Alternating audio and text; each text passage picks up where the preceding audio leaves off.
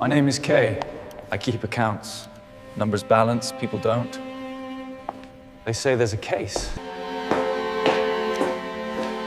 There must be some mistake.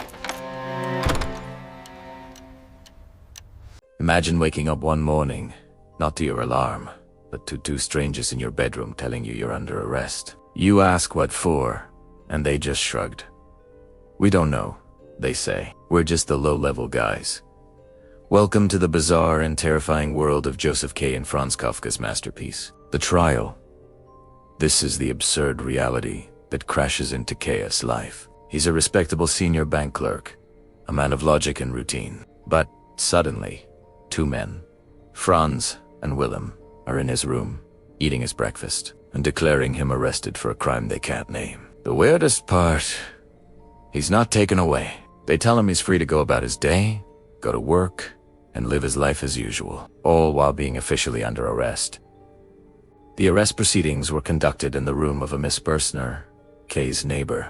Mortified, K later has to sneak in late at night to find her and apologize for the intrusion, a clumsy and awkward encounter that only adds to his growing confusion. Just as he starts to think maybe it was all a bizarre bureaucratic dream, he gets a phone call. His first hearing is scheduled for the coming Sunday. No official papers, just a summons over the phone to a vague address in a distant, run-down suburb. When K finally finds the place, it's not a grand courthouse, but a regular apartment building. He has to climb flight after flight of stairs, eventually arriving at a cramped, sweltering attic room packed with people.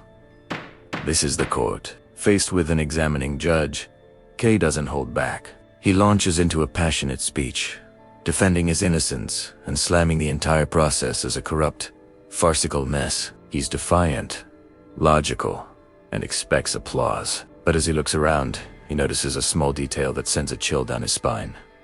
Everyone in the room, from the judge to the spectators, is wearing the same badge. They're all part of the court. He's not speaking to an impartial audience. He's a lone outsider in their world. Kaya's investigation into this shadow judiciary only pulls him deeper into its labyrinth. He discovers that the court's offices are all hidden away in the attics of tenement buildings, filled with dusty, neglected files. He meets the wife of a court usher, who shows him the supposed law books. They're not filled with legal statutes, but with nonsensical scribbles and indecent pictures. She confides in him that she is constantly being harassed by a law student who has influence with the judge, hinting at the corruption and moral decay festering within the system. The court's reach extends even into K's professional life. One day at the bank, he hears strange noises coming from a storage closet. He opens the door to a horrifying sight. The two guards who arrested him, Franz and Willem, are being brutally flogged by a man in leather. Why? Because K had complained about their behavior during his arrest. He tries to bribe the flogger to stop, but the screams of the men alert others in the bank, forcing K to quickly shut the door on the nightmare, now complicit in its concealment. News of the trial inevitably reaches his family. His uncle Karl, a man from the countryside, arrives in a panic. He's terrified that this legal trouble, whatever it is, will bring shame and disgrace upon their name. He insists that K absolutely must hire a proper lawyer and drags him to see an old friend, Dr. Huld. Dr. Huld is an advocate who is bedridden but supposedly well-connected within the court system. But K's experience with the lawyer is just as frustrating as everything else. Dr. Huld gives long, rambling speeches about the court's inner workings but never seems to do anything concrete. He doesn't file any petitions or prepare any documents. K feels like he's sinking deeper into a swamp of talk and inaction. The lawyer's nurse, a young woman named Lenny, pulls K aside with a warning. She tells him he's being too stubborn, too unyielding. According to her, the only way to deal with the court is to confess, to be subservient. She also reveals a strange rule of the court. All accused men are considered attractive, which is why she finds herself drawn to them. During one visit, K's impatience gets the better of him, and he inadvertently offends a powerful court official who was also visiting the lawyer, further damaging his own case. Desperate for a new strategy, K gets a tip from a business client. He's told to visit a man named Titorelli, the court's official portrait painter. This position, bizarrely, is hereditary and gives him unique access and influence. K finds Titorelli in a tiny, stiflingly hot studio, which also doubles as another court office, filled with young girls who seem to pour in from all directions. Titorelli lays out the bleak reality of K's situation. He tells him that a true, absolute acquittal is impossible. No one has ever achieved it. The best K can hope for are two other options. Apparent acquittal where he'd be temporarily set free, only to be rearrested at any moment, or deferment, a process of keeping the trial in its earliest stages forever, never reaching a conclusion.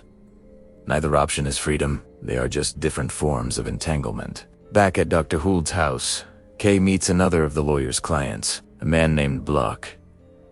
Block is a grain merchant whose trial has been dragging on for over 5 years. He's a shell of a man, completely broken by the process. He's hired 5 other petty lawyers on the side and has become so pathetically dependent on Dr. Hould that he literally sleeps in the maid's room just to be available at a moment's notice.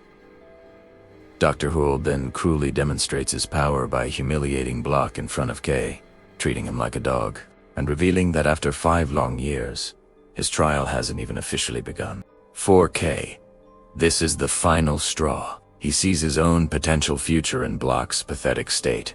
He dismisses Dr. Hould on the spot, resolving to take control of his defense himself. But how do you fight a system that has no rules, no logic, and no clear entry point? The court remains as elusive as ever. One day, K is asked to show an important Italian client around the city's cathedral. The client never shows up, but as K is about to leave, a priest calls out his name from the pulpit. This priest, it turns out, is the prison chaplain, and thus another official of the court. He tells K bluntly that his case is going badly, that his guilt is essentially assumed. To illustrate K's predicament, he tells him a famous parable, the story before the law.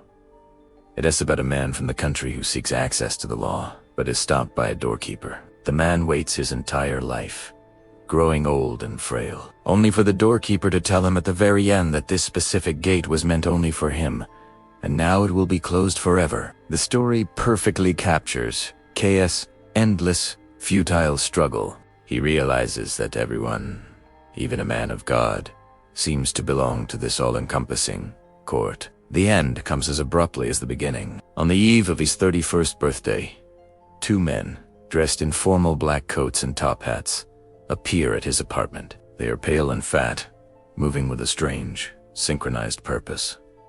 Without a word, they take K by the arms. He offers little resistance, as if he's been expecting them, as if he's finally tired of the fight. They lead him through the city streets to a small quarry on the outskirts of town. There, in the moonlight, they lay him down on a stone. One of the men pulls out a long, double-edged butcher's knife. As they hold it over him, passing it back and forth, K's last thought isn't of justice or innocence, but of the utter degradation of his end. His final words, in his own mind, are a cry of pure shame.